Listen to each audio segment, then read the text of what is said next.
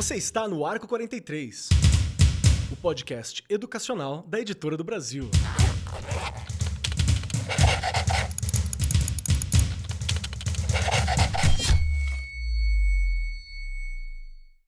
Saudações para você, meu querido professor, minha querida professora, você que está acompanhando o Arco 43 Podcast. Seja muito bem-vindo, muito bem-vinda, muito bem-vindo, cole conosco, porque o tema hoje é um daqueles temas que todo professor em sala de aula passa por ele.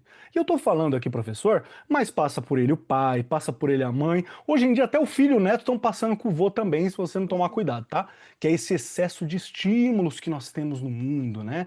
O engajamento geral nas coisas, nos livros, no estudo, em tudo que sempre foi importante para nós como humanidade, ele tem caído, né? O engajamento está em queda. Como nós podemos recuperar a atenção dos nossos estudantes nessa era de estímulo, onde tudo dança, brilha, faz barulho, treme? Como que a gente pode fazer para lidar com isso? É um problema real e que todos nós enfrentamos. E junto comigo está aquela que é a rainha dos estímulos positivos, que auxilia o desenvolvimento das crianças, Regiane Taveira. Tudo bem, Rê? Tudo bem, Keller? Espero chegar lá um dia, porque não tá fácil, não. O negócio tá difícil. Então Aliás, tá. é um bom momento. Você estava falando aí, eu já pensando, né? Engajamento em queda, e já pus um ponto de interrogação bem grandão. O que fazer? O que a gente faz, Keller? Socorro, o que a gente faz? Mas eu acho que ao final desse episódio hoje, a gente vai, pelo menos, ter aí algumas dicas, porque a gente tem uma convidada que vai nos ajudar, né, bastante a tirar essa nebulosidade aí da nossa cabeça e da cabeça dos docentes. A gente vai sair bem melhor do que a gente começou, tenho certeza, Keller. Com certeza, vai ser muito bom mesmo e acredito que para todos que estão nos acompanhando aqui, seja você professor, pai, futuro professor, tem muitos estudantes, né, de licenciaturas que também nos acompanham, diretor de escola, coordenador, nos acompanhe porque vale a pena. Junto conosco hoje aqui está a Cláudia Saigusa, que é psicóloga, especialista em neurociência, educação e desenvolvimento infantil também, é autora de um livro fantástico que talvez seja a melhor análise em português que a gente tem sobre o impacto, né, das mídias, das conexões, com muita evidência, com muita ciência, e que eu tenho o livro aqui autografado, porque eu estava com ela na Beth, tá aqui, ó, autografadinho, o livro da Cláudia está aqui comigo, e ela me presenteou ainda com um extra, que foi para minha mãe e para minha diretora também, na escola que eu trabalho, que é o Geração Conectada, perguntando a pergunta que todos precisamos entender, que é, são as telas as vilãs? O que a gente pode fazer quanto a isso, né? E ela atua com palestras, formação, projetos sempre voltados ali para educação digital, para o desenvolvimento socioemocional e as relações da infância, adolescente, família, tecnologia. É um trampo muito legal, com muita ciência, prática educativa que ajuda a compreender esses desafios, né? Então, seja muito bem-vinda, Cláudia. Obrigado por topar esse papo aqui com a gente hoje. Tá pronta para a conversa? Prontíssima. Muito obrigada a vocês, obrigada, Regiane, Keller, por estar aqui com vocês hoje. Vai ser uma alegria estar com esse bate-papo tão atual e tão necessário. Sim, absurdamente necessário. Então, vamos lá.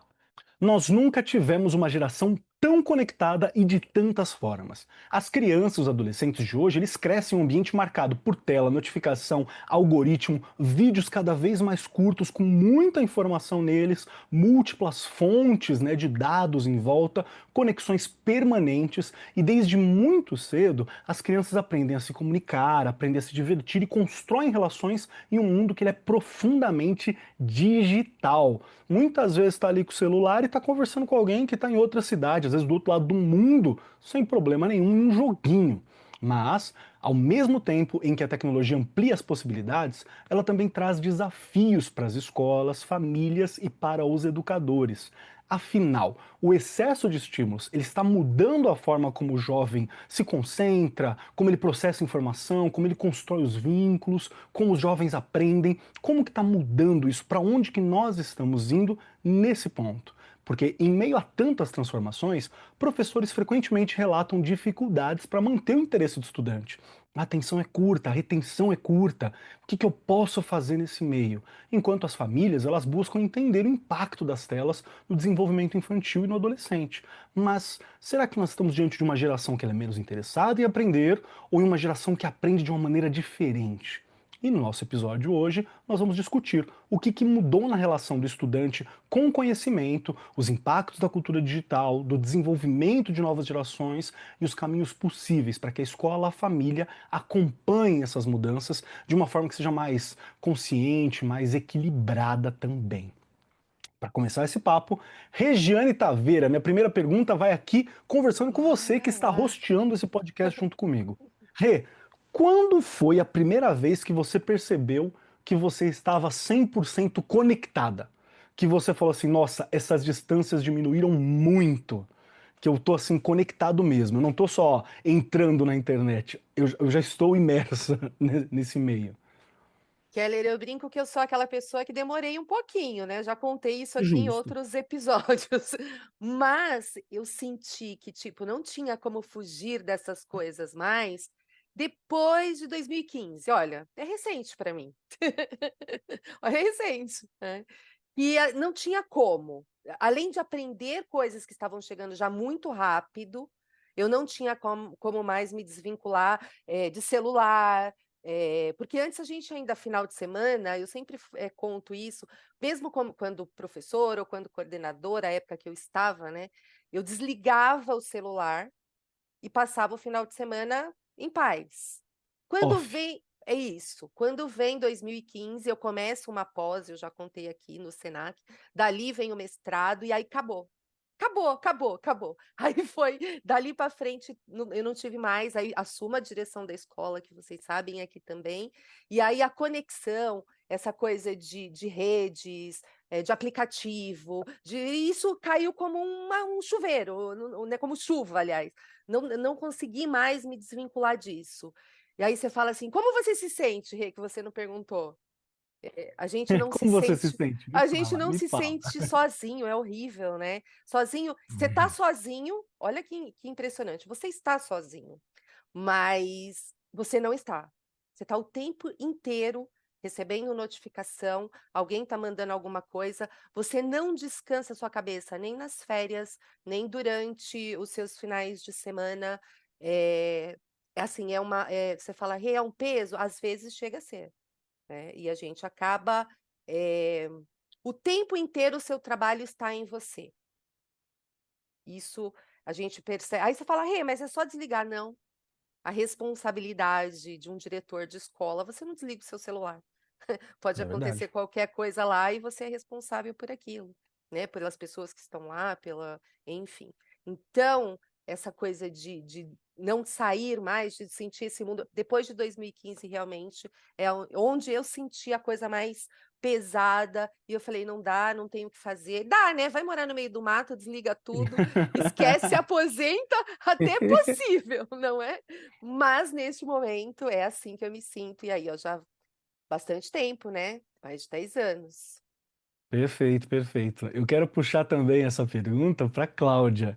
Cláudia, teve algum momento que você falou assim, ok, agora eu estou sempre conectada também, eu não tenho como escapar disso. Teve alguma situação que te ajudou a entender? Porque realmente, como a Regiane falou, eu acho que fui a última geração que teve um período de desconexão, assim, foi a minha geração. Que eu ainda fiz pesquisa na biblioteca, mas quando eu terminei o ensino médio já tinha acesso em casa à internet.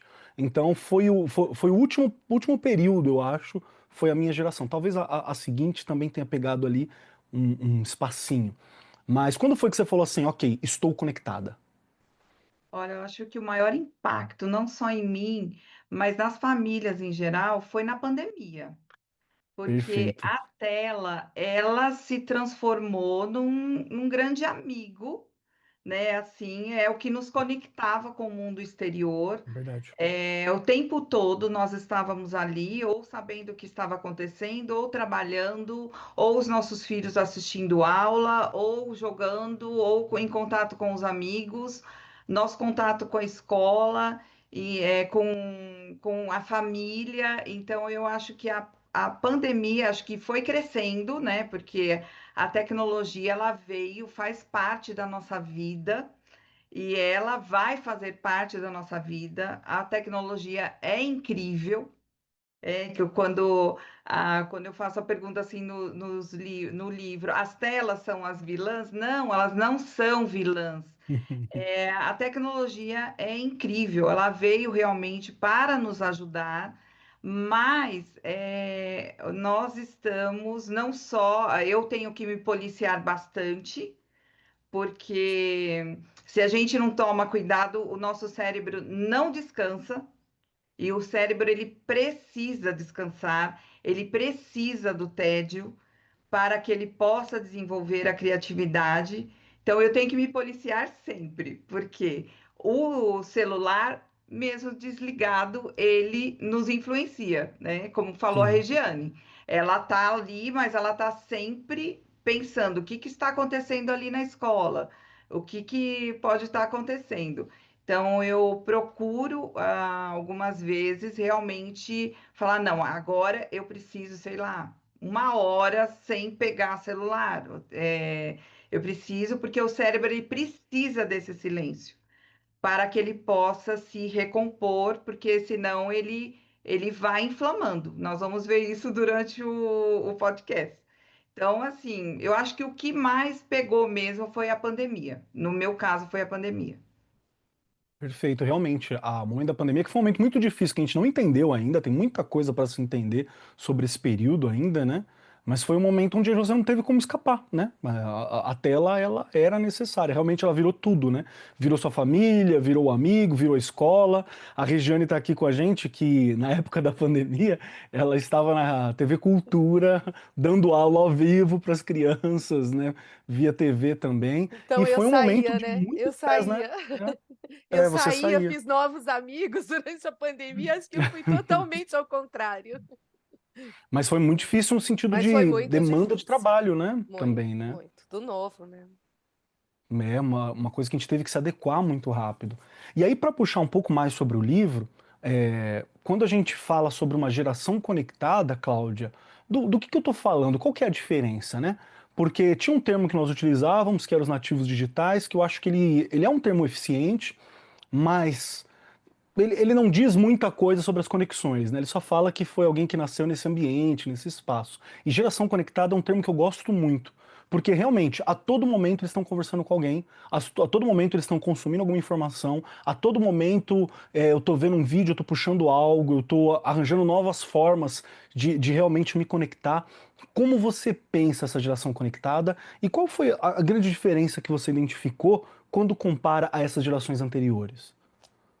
Bom, as gerações anteriores brincavam, era comum brincar, a brincadeira é extremamente importante para o desenvolvimento do cérebro infantil.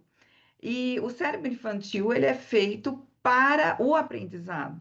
Então, o que que aconteceu? Até a mim, como mãe, é encantador ver uma criança manuseando um aparelho tecnológico, porque eles têm muita facilidade, eles vão aprendendo rapidamente as funcionalidades do aparelho. E por que que isso acontece? Porque o cérebro humano, ele aprende muito rápido na infância.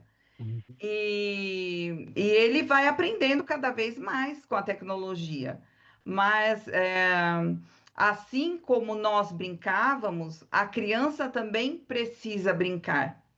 E o que nós temos que verificar assim, o pai fica encantado e às vezes é mais fácil para ele dar um aparelho celular na mão da criança, porque eu vejo muito assim, é como se o celular hoje fosse a babá moderna.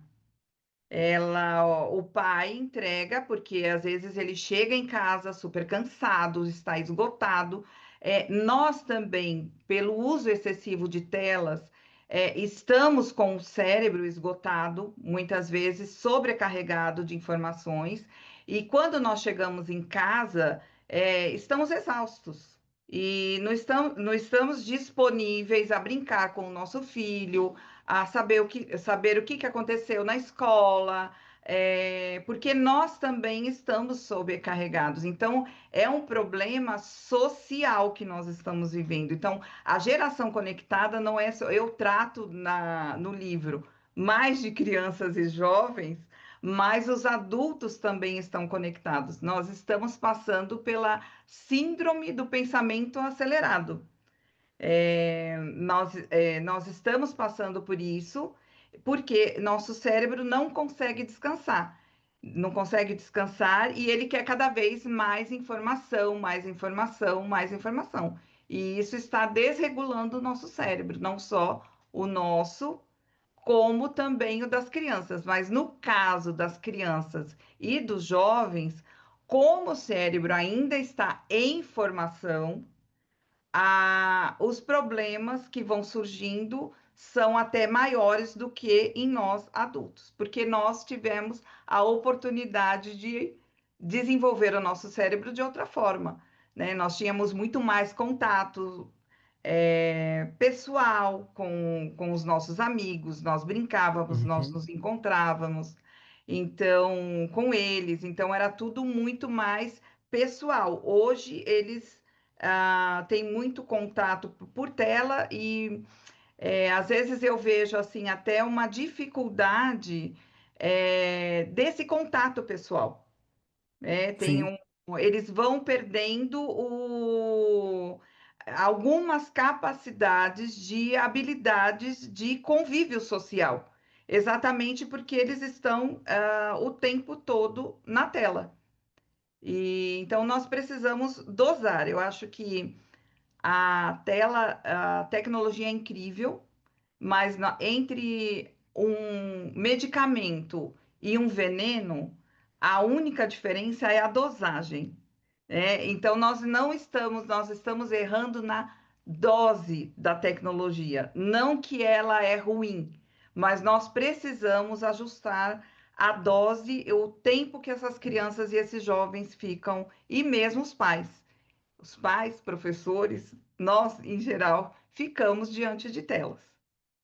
Perfeito, perfeito. Acho que é muito importante pontuar essas questões, porque, vamos cortar a tela. Não vai, né, gente? Tirar a tela Não 100% pro resolve. resto da vida, isso aí não vai acontecer, porque ela é importante, ela é uma tecnologia que auxilia muito e por aí vai. Não somos ludistas de querer destruir as máquinas achando que é ela que é a questão. Não é essa, não é esse o ponto.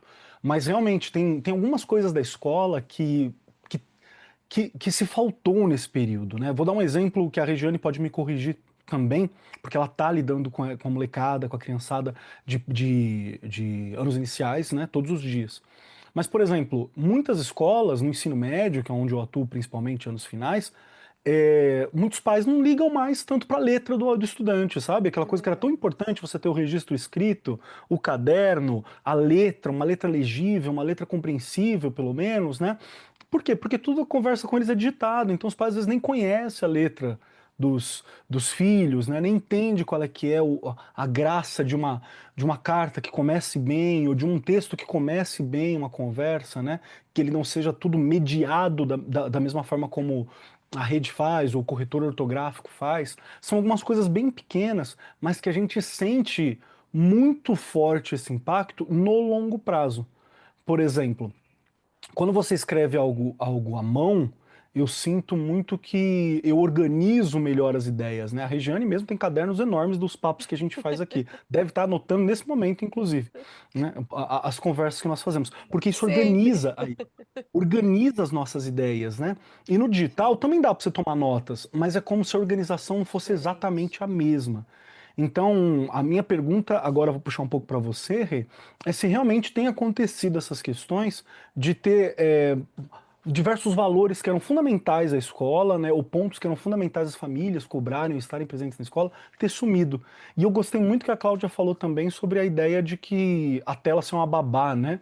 É mais ou menos o que teve na televisão um Uhum. tempo, né? O pai fala, dá o celular para ele parar, né? E não é bem assim que funciona, né? Keller, você colocando agora, já, e a Cláudia também me veio à cabeça, uma das questões mais difíceis que a gente tem vivido agora nos anos iniciais, e tenho certeza que na maioria aí das escolas, é a convivência. A gente tem que o tempo inteiro trabalhar com as competências socioemocionais, resgatar coisas que eles não sabem mais lidar, eles não sabem dividir, eles não sabem falar, eles não sabem pedir. Aí você fala, nossa, Regiane, eles não sabem falar obrigado, eles não sabem pedir dá licença, de verdade. Aí você fala, todos? Não. Alguns ainda você percebe que por conta justamente de ter ali uma família, porque em cada conversa com família, a gente também, quando você traz essa sua preocupação, né, lembrando aqui das conversas, a gente conversa com uma família, eu olhei o caderno, eu vi a lição, eu olhei o livro, então aí você percebe quem faz. Aí você chama outra família para conversar. Ah, eu cheguei tarde, eu deixei lá, eu estava assistindo a novela e ele estava com o celular, vai ver que ele aprendeu isso na hora que ele estava lá no celular, porque a gente está ali questionando o comportamento, conversando sobre o comportamento do filho, e aí já é o celular. A própria família já fala, deve ter sido neste momento, entende? Então, o que eu sinto de verdade, os professores, eles, né, principalmente esse Uhum. cuidado que os anos iniciais têm com a leitura, com a escrita, a gente ainda quer o caderno, a gente quer ainda foco, mas eles não têm. Você fala, você colocou bem isso, Kelly. Nós íamos em biblioteca, a gente procurava as coisas em livros. Hoje, a informação está na mão o tempo inteiro. Mas direcionar esta informação é um caminho e não é fácil, porque nós, docentes, e me coloco nisso, temos que estar preparados também para isso.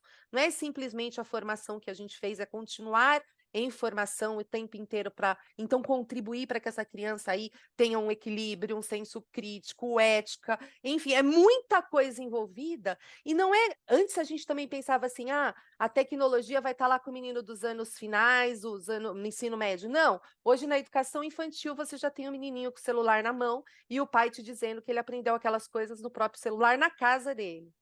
Entende? Então aí você vai, além dos muros da escola, que quem me conhece sabe que eu sou super a favor disso, e você tem que reeducar famílias, trazer palestras, em reuniões de pais, conversar muito sobre, porque o pai, realmente, para ele é um alívio entregar lá o celular na mão do filho. E isso não pode acontecer, porque eu já contei Uhum. aqui, não vai vir ao caso agora, mas de É. coisas horríveis, né, que a criança está lá fazendo. Eu brinquei também um dia que a gente gravou um programa sobre tecnologia e sobre redes, Keller, você vai lembrar. Antes a gente escutava assim, nossa, não sai na rua que o homem do saco vai te pegar. Hoje, o homem do saco está dentro do quarto do seu filho e você nem imagina, né? Você nem Exato. sabe quem ele é. Então, a gente tem que tomar muito cuidado e realmente, como, né, profissionais da educação, não parar de fazer curso, se interessar, não é qualquer coisa. E o celular, ele não é o vilão, né? E a tecnologia não é a vilã, acho que a Cláudia destacou isso muito bem. A gente só tem que aprender a usá-la bem e ensinar esses jovens a usá-las bem. É isso, a tecnologia é essa ferramenta, né? A Cláudia fala isso muito bem. A ferramenta pode ser usada para machucar ou para construir, né? A diferença é a educação que a gente recebe para lidar com ela. E você sabe que é por isso que aqui tem um ponto aonde vem a minha crítica ao clássico termo do nativo digital, né? Porque eu tenho a impressão de que quando a gente usava esse termo de que, fulano de tal é um nativo digital, ele nasceu na era da comunicação, nós acreditávamos que só por ter nascido naquele período, ter uma facilidade com o aparelho, né, com a interação com esse hardware ali, com esse software, que automaticamente ia entender tudo e como dividir, o que é verdade, o que não é. E não é bem isso, né? Porque eles sabem utilizar, sabem comunicar, sabem fazer tudo isso. Mas a pesquisa já não é mais a mesma, não identifica tão fácil uma fake news. São letramentos que nós, professores, temos que passar. E nós, professores, temos que, inclusive, ficar de olho se a gente tem esse letramento. Porque como é uma nova mídia, né, uma nova forma de interação, toda forma de relação com ela também é diferente, né? Eu me lembro que, vai me faltar o dado agora, me perdoe, meus queridos professores, mas eu me lembro que teve uma citação que a leitura era leitura em F, que eles chamaram. Porque você lê primeiro o título, né? Aí você lê o subtítulo e aí você não lê mais nada. Você baixa assim, só passa o olho. Faz como se fosse um F, né? Leio em cima e eu passo o olho só por baixo. Enquanto quando a gente fala sobre a leitura em livro, ou a leitura em material impresso, ou a leitura de qualidade mesmo, ela é uma leitura mais profunda, né? Aí eu me lembro do nome da moça, acho que é Marianne Wolf, que ela fala, que é uma neurocientista, que ela fala sobre como o circuito cerebral ele está associado a esse tempo. O tempo da leitura, ele não é o tempo da tela, né? Ele não é exatamente o tempo da tela, porque a tela é muito rápida, ela tem distração, ela tem outras coisas. E o livro da Cláudia também tem muito esse tipo de reflexão. E aonde eu quero puxar agora para você, Cláudia, é sobre o impacto no aprendizado. Nós, professores, temos essa impressão, né, que às vezes é anedótica da nossa realidade, e muitas vezes a gente não conseguiu fazer um estudo, né, um estudo empírico, um estudo científico. Também muitos professores não leram os papers ou não tiveram acesso ao seu livro, que é maravilhoso. Então, às vezes, o professor não tem essa noção. Mas existe impacto real na aprendizagem pela sua pesquisa, por aquilo que você puxou? Existe mesmo algo que está atrapalhando esse desenvolvimento do cérebro, essa forma como a gente está desenvolvendo, com questão da aprendizagem? Com certeza. Então, eu queria dividir essa sua pergunta em duas coisas. Primeiro, por que que nós não saímos da tela? Por que que Boa. nós ficamos tanto tempo na tela? Porque é produzido no nosso cérebro uma substância chamada dopamina, que é o neurotransmissor da recompensa. Então, só que o que é que acontece? Você citou a leitura, né? A leitura, ela produz uma dopamina de qualidade no cérebro. Então, quando nós estamos fazendo um exercício físico ou estamos jogando, fazendo uma atividade de jogos, a dopamina, ela é uma dopamina saudável, porque ela é produzida aos poucos, e quando eu tenho realmente algo real que eu fiz, e aí ela é produzida. No caso das telas, essa dopamina é muito rápida, ela Uhum. é produzida rapidamente, porque a tela ela vai nos dando recompensas rápidas. E são vídeos rápidos, é tudo muito rápido na tela. Só que ela é consumida também de forma muito rápida. E o nosso cérebro quer cada vez mais, mais e mais. Aquela tela de rolagem que nós ficamos, muitas vezes, nas mídias sociais, aquilo equivale no nosso cérebro à máquina de caça-níqueis. Então, assim, é um vício que nós estamos nas telas. Então, quando nós falamos assim, mas por que que a criança fica tanto tempo? Porque o cérebro dela vai se condicionando a ficar ali. E vai ter impacto no aprendizado? Com certeza. Imagina o seguinte, que você fica o dia inteiro com um megafone no seu ouvido. E esse megafone vai ficando no seu ouvido. O que que vai acontecer? Com o tempo, nós vamos dessensibilizando o nosso ouvido para os sons que estão à nossa volta. A tela é como se fosse um megafone de informações no nosso cérebro. Então, é assim, é muita informação. A, a memória fica sobrecarregada, a atenção fica fragmentada. E o que que vai acontecendo? Vai dessensibilizando aquele cérebro para o que acontece à volta dele, para o mundo real. Então, quando ele vai para uma sala de aula, o que acontece ali é tudo muito lento para aquele cérebro que está sobrecarregado, que está acostumado com tudo muito rápido.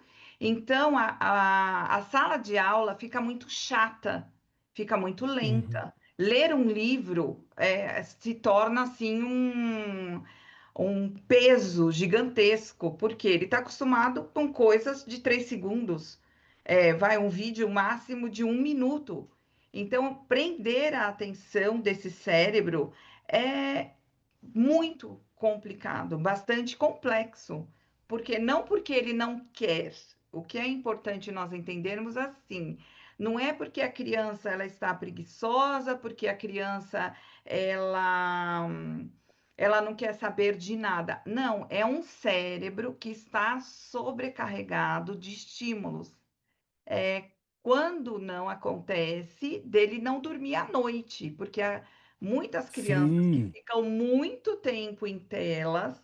Eu ouço de diversos professores, eu não sei se a Regiane tem casos assim lá na escola, de crianças que deixam o celular carregando embaixo do travesseiro, né? E tem casos também, teve um caso que uma professora me contou que era de uma menina que ela ia super bem na aula, para nós entendermos assim o quanto a tela pode impactar, não, às vezes não é nem o próprio uso da criança. No caso dela, ela ia super bem na escola e aí de repente, depois das férias, ela pedia para ir no banheiro toda hora, ela chorava quando terminava a prova e ela não conseguia prestar atenção na aula.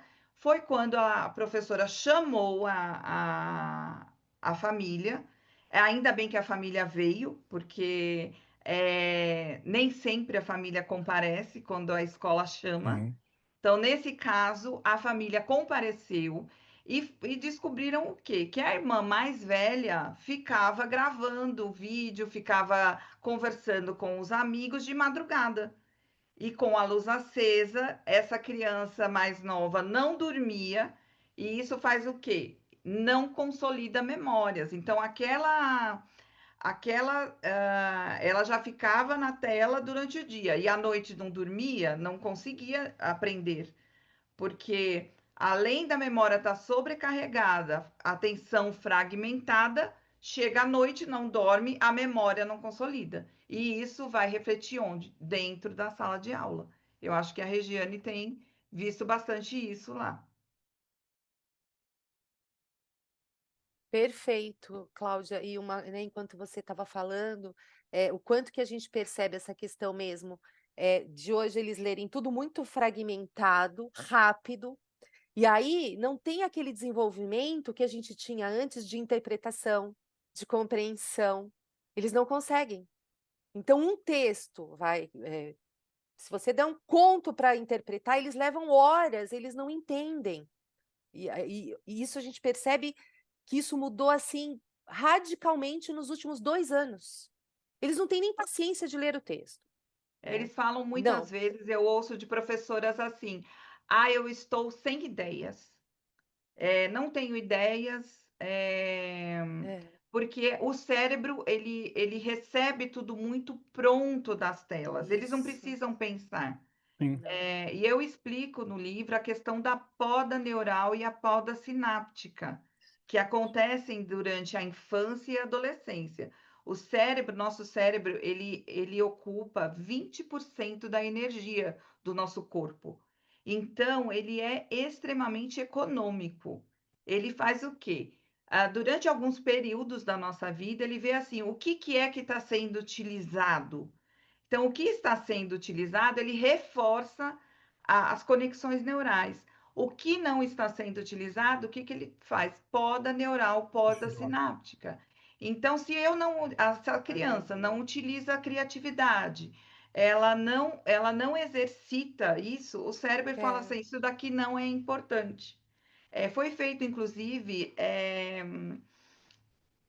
exames de tomografia em jovens que acessam muito as mídias sociais. E o que, que foi verificado nesse cérebro? Que a parte do cérebro de recompensa, que é onde realmente tem a produção de dopamina, era muito mais desenvolvida do que outras partes do cérebro, que temos a criatividade, as funções executivas, que é de contenção de impulsos, de poder regular as suas emoções. Tudo isso estava menos desenvolvido. Então, assim, o cérebro, ele precisa, então, assim, a criança, o que que os pais precisam entender? Eu acho que a escola conscientizar esses pais, né, que o cérebro infantil ele necessita de contato com o mundo real. É super legal ter a tela, é muito bom, né? E tem inúmeras coisas muito legais na tela, mas não dá para terceirizar presença dos pais.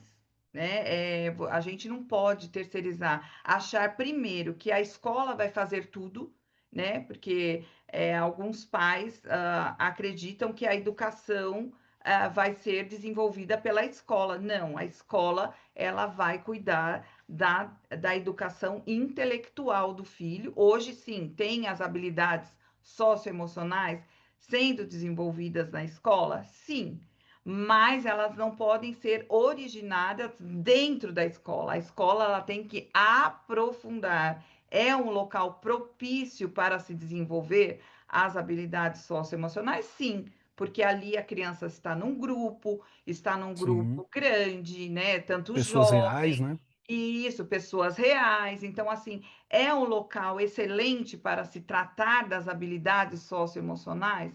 Sim, mas não pode ser somente ali.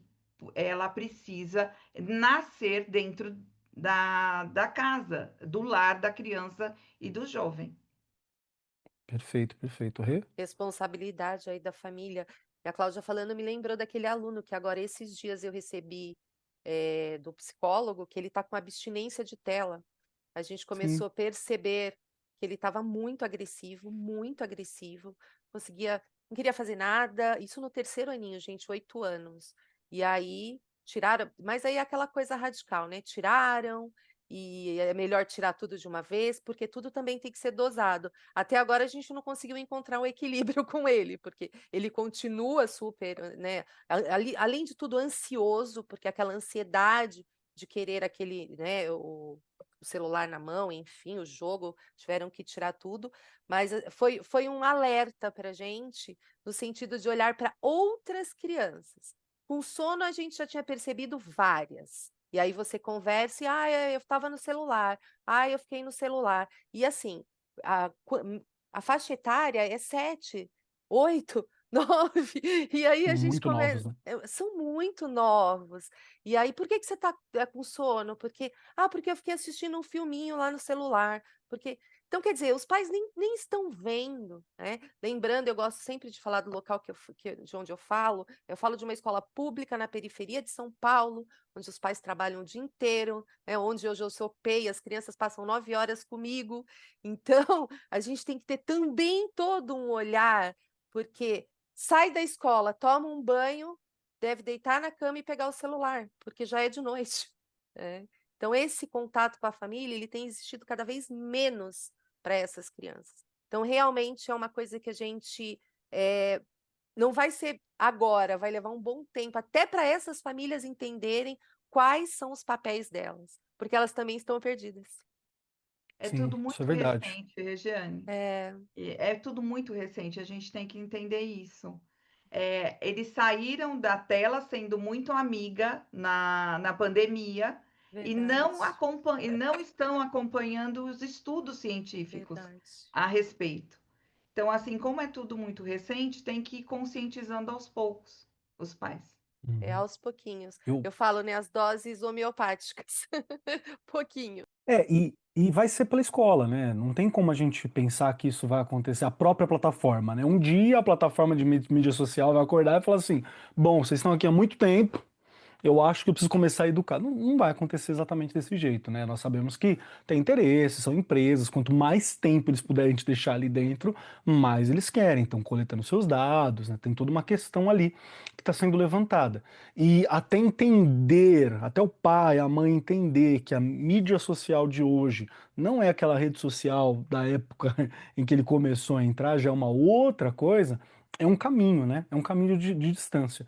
Eu queria compartilhar só um outro ponto aqui, que talvez o ouvinte que acompanha o nosso programa aqui não esteja ciente sobre isso, né?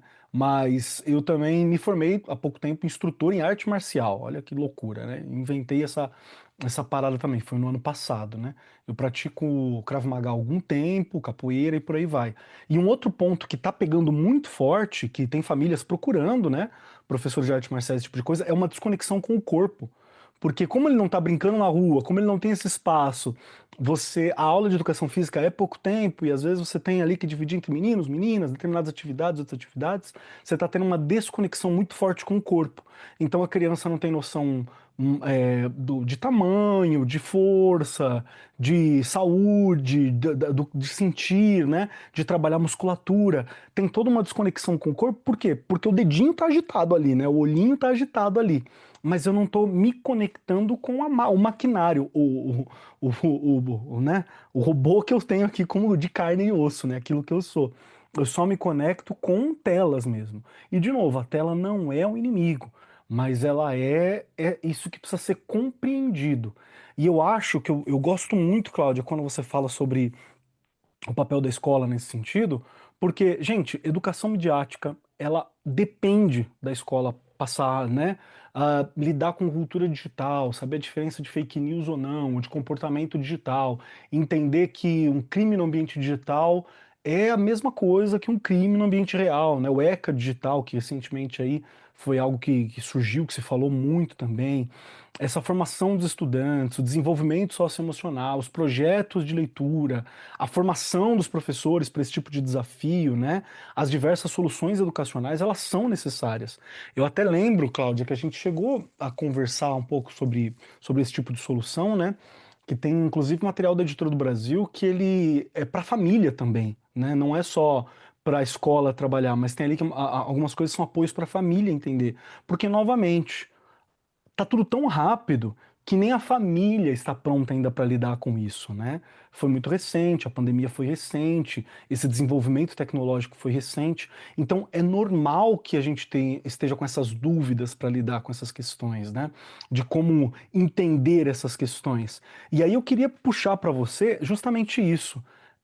Quando a gente pensa no papel do professor no ponto da educação midiática para lidar com essa geração, para entender o algoritmo e as conexões, né? Como você vê esse papel do professor? O que que o professor tem que se atentar para o seu trabalho como esse agente que pode auxiliar, né, a entender esse momento? Olha, em termos de educação midiática, eu acho extremamente necessária, porque a tecnologia, ela veio para ficar. Ela não é algo que você tem o controle parental? Tem, mas assim, a criança pode burlar, tem inúmeras coisas. O pai nunca vai ter o controle 100%. Então, a educação é o melhor caminho tanto para as famílias como para as crianças. E uma das coisas que a gente tem que trabalhar muito, tanto com crianças e jovens, é a não perder o pensamento crítico. Boa. Por quê? Quando nós pensamos em inteligência artificial, né? Às vezes a criança e o jovem pode ter assim a falsa sensação, para que que eu tenho que aprender? Tá tudo lá já. Eu vou lá, faço a pergunta e o chat GPT me entrega o que eu preciso. Por que que eu preciso ficar quebrando a minha cabeça estudando? Então, assim, conscientizar essa criança e esse jovem que a inteligência artificial ela não tem todas as informações do mundo e mesmo assim, nem sempre ela vai te entregar uma informação completa e correta. Tem um neurocirurgião que ele dá um exemplo que eu acho muito, muito importante, que ele perguntou para o chat GPT assim, qual é a formação do cérebro?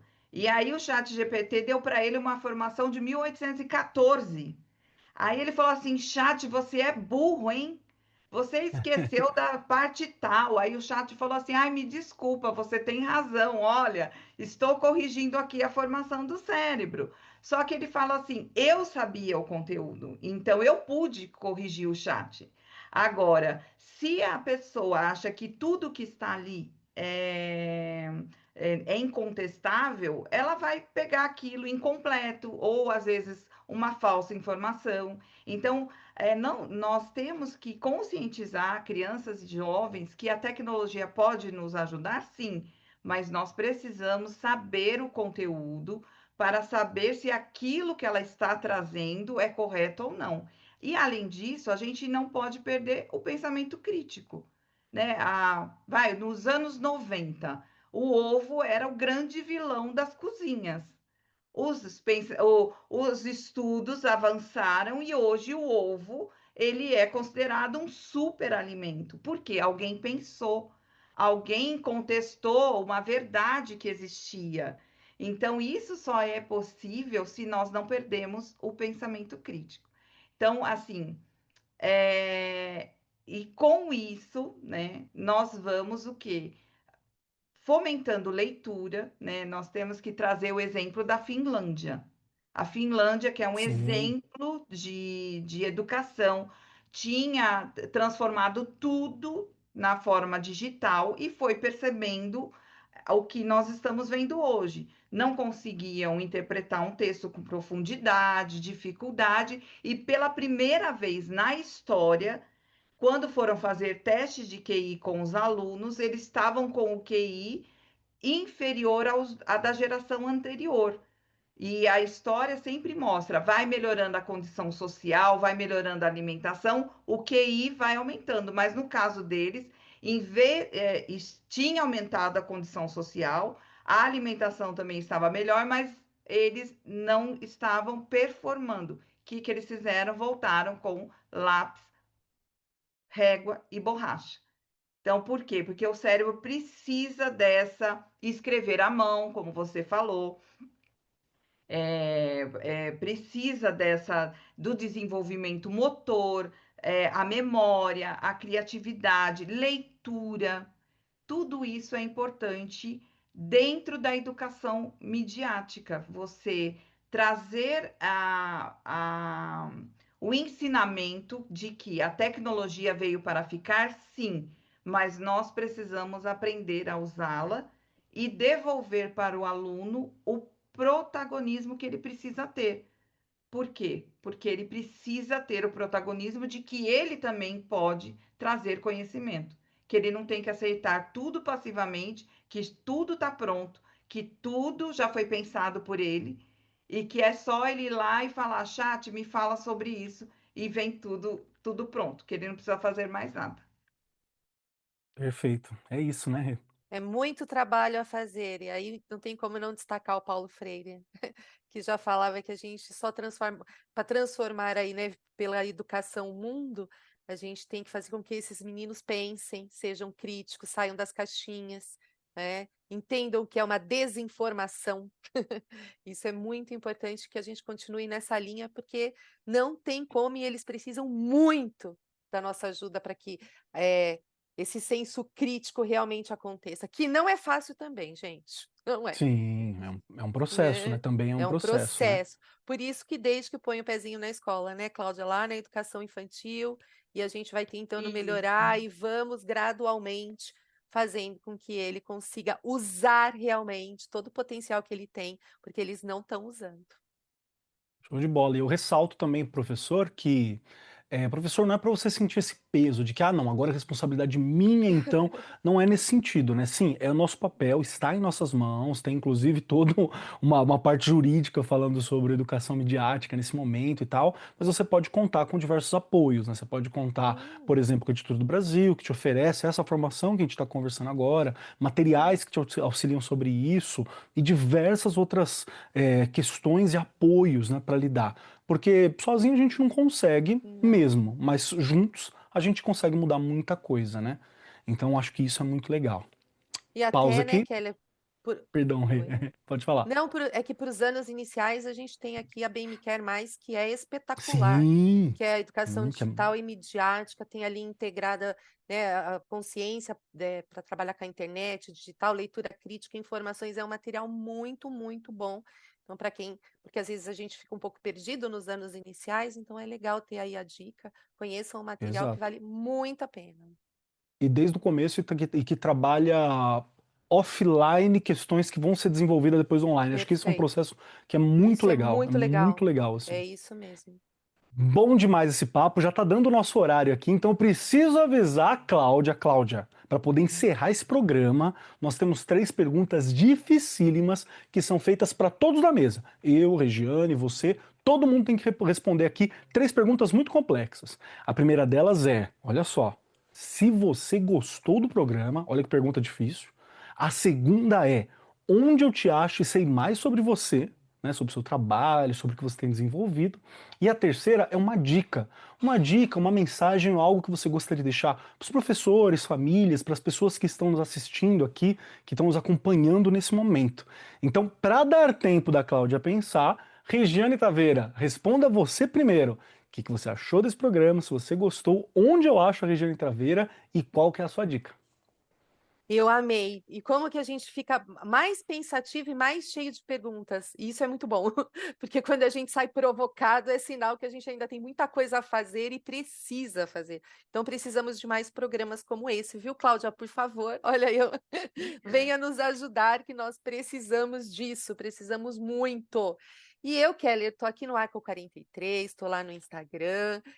E tô lá no chão da fábrica onde tudo isso aí tem que acontecer e a gente tenta fazer o melhor. Mas aí, enquanto a gente estava conversando aqui, vocês foram falando e eu escrevi aqui uma frase, né? Que a gente fica o tempo inteiro tentando fazer com que a gente, na verdade, a distração das telas, né?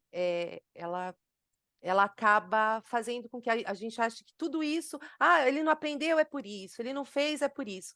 Mas eu brinco que, acho que vocês também destacaram muito bem, durante a pandemia, nós, professores, nos viramos no 30 e aprendemos a fazer coisas que a gente nem imaginava. Então, esse professor que está aí nesse momento se sentindo um tanto perdido e inseguro, você consegue. Tenha certeza. Porque as crianças, os jovens nos trazem os caminhos que a gente precisa percorrer, é incrível. E aí, óbvio, a gente tem que ter conhecimento para ajudá-los a seguir o melhor caminho, o que eu sei que não é fácil, e ainda sei, né? E quem está na escola todo dia, Keller não me deixa mentir, ainda há muitos professores com medo, medo de tecnologia, medo de inovar. E aí fica a dica, né? Utilizem metodologias ativas. Lembrando, metodologias ativas, né? A gente não utiliza, não precisa de tecnologia. Então, se você fizer com que esse menino ele trabalhe ali de forma ativa na sua aula, vai pensando na estrutura, o que você quer, quais são as estratégias, você já vai ter um super diferencial, tenha certeza disso ao final do bimestre. Então, fica a dica aí de utilizar as metodologias ativas, que a gente às vezes fica se perguntando o que fazer. Então, e aí, José Moran tem um livro maravilhoso aqui da editora também, que tem bastante metodologia ativa ali para ser utilizada. Obrigada, gente, amei. Perfeito. Rê, muito obrigado. Obrigado pela reflexão, pelo esforço, viu? Pelo trabalho que você está desenvolvendo com os pequenos. É muito importante isso. E os desafios de PEI que eu sei que você está enfrentando agora, né? Que é o projeto Escola Integral aqui do estado de São Paulo, do município de São Paulo também tem alguns projetos assim, mas a Rê está especificamente no estado, né? Perfeito. Muito obrigado, Rê. Vamos lá. Cláudia, 3 perguntinhas dificílimas para você responder agora. Primeiro, o que você achou do programa? Segundo, onde Adorei! eu acho a Cláudia e acompanho? E terceiro, uma dica, um pensamento, alguma coisa sua para ficar junto conosco. Olha, eu adorei estar aqui com vocês. Muito obrigada pelo convite. Vocês me acham tanto no TikTok como no Instagram, no @CláudiaSaigusa.psi. E eu acho que o maior desafio que nós temos hoje, não só como os pais, como educadores, é deixar essas crianças e esses jovens que vêm de uma geração conectada, conectá-los com o mundo real, conectá-los com o outro e conectá-los com eles mesmos. Porque mais do que uma geração conectada, a gente precisa ter uma geração verdadeiramente humana.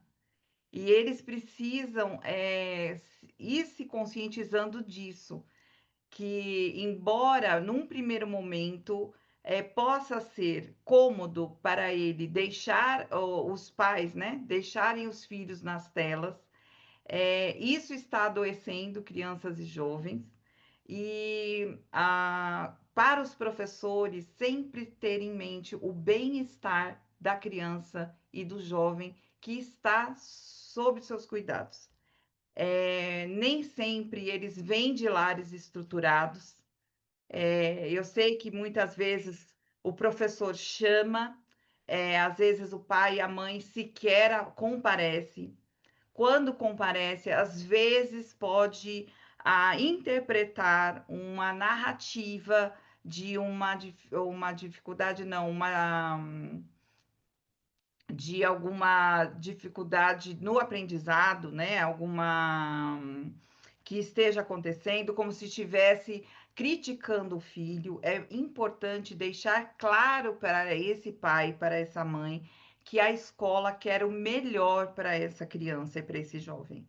e que o quanto antes eles procurarem ajuda, é durante a infância onde o cérebro mais se desenvolve, mais aprende. Então, quanto antes eles forem procurar ajuda, ou para mudar o cotidiano, ou para buscar algum apoio específico, é o melhor que eles podem fazer pelos filhos. Então, essa é a minha mensagem, que às vezes o professor fica de mãos atadas, né, com a família, achando que está criticando, mas assim, deixar bem claro que não é uma crítica, que o que está sendo visto é o bem-estar e a qualidade de vida da criança e dos jovens que estão sob os cuidados de vocês.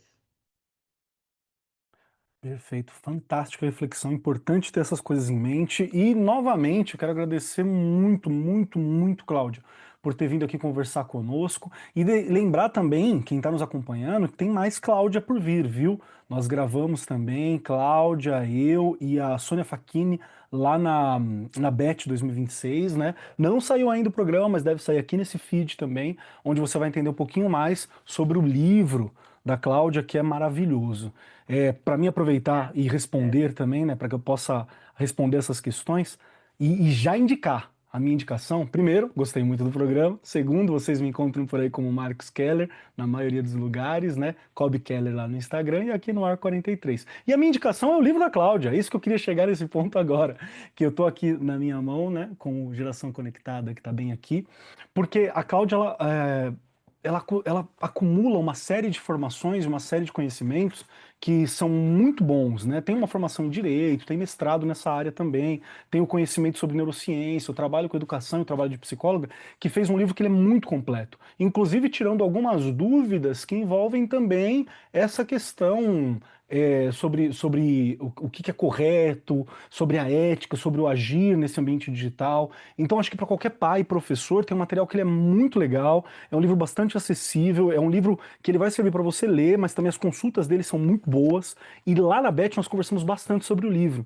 Inclusive uma parte que eu achei muito legal, que foi um desenvolvimento também sobre a espiritualidade, qual que é o papel dela nesse trabalho também, que é algo que eu acho que é muito interessante no Brasil que a gente vive. Então é um material assim fantástico. O Geração Conectada saiu pela Letra Mais, né? Então fica aqui com a minha indicação para hoje.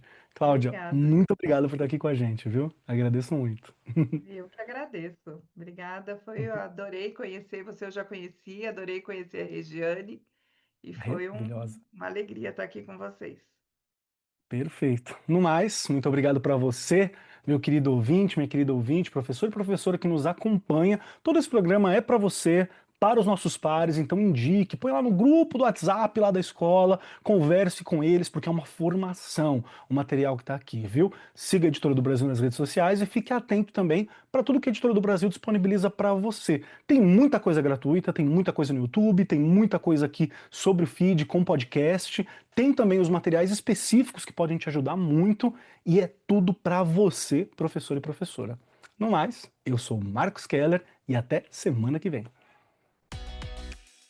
Gravação e edição Agência Bowie, produzido pelo Departamento de Marketing da Editora do Brasil. Supervisora de Marketing, Lívia Garcia. Siga-nos nas redes sociais, instagram.com/editora do Brasil _oficial, facebook.com/editora do Brasil e youtube.com/editora do Brasil.